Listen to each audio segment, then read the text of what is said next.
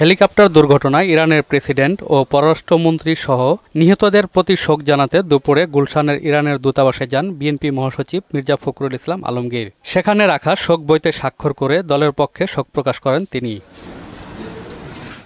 পরে বিএনপি মহাসচিব গণমাধ্যমকে বলেন, ইরানের প্রেসিডেন্ট ইব্রাহিম রাইসি ও পররাষ্ট্রমন্ত্রী সহ উচ্চপদস্থ কর্মকর্তাদের দুর্ঘটনায় মৃত্যু গভীর বেদনাদায়ক। এই দুর্ঘটনায় ইন্তেকাল করাতে আমরা গভীরভাবে শোকাভিভূত। তিনি বলেন, যখন বিশ্বে অভিজ্ঞ রাজনীতিকদের খুব বেশি প্রয়োজন, সেই মুহূর্তে ইব্রাহিম রাইসির মতো একজন বিচক্ষণ ও জনপ্রিয় রাষ্ট্রনায়কের এমন চলে যাওয়া আন্তর্জাতিক বিশ্বের অপূরণীয় ক্ষতি। ইব্রাহিম রাইসির মতো একজন অভিজ্ঞ, বিচক্ষণ এবং জনপ্রিয় নেতার এই হঠাৎ দুর্ঘটনায় চলে যাওয়া, এটা আন্তর্জাতিক বিশ্বের জন্যেই, শান্তির জন্যে এবং একটা সৌহার্দ্য স্থাপনের ক্ষেত্রে অত্যন্ত একটা মর্মান্তিক দুর্ঘটনা বলে আমি মনে করি। ওয়ালটন ফ্রিজ কিনে অনেকের মতো আপনিও হয়ে যেতে পারেন মিলেনিয়াল, সেরা পণ্যের সেরা অফার।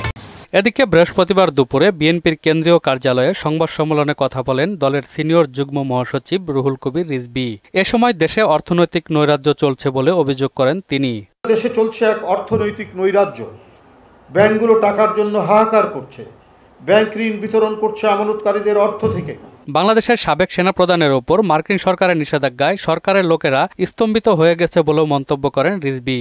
বাংলাদেশের সাবেক সেনাপ্রধানের উপর মার্কিন যুক্তরাষ্ট্রের পররাষ্ট্র দপ্তরের দেয়া স্যাংশনে সরকারের লোকেরা বিমূঢ় ও স্তম্ভিত হয়ে গেছে। এমদাদুল হক খান, মহানগর সংবাদ, ঢাকা। আজিজ।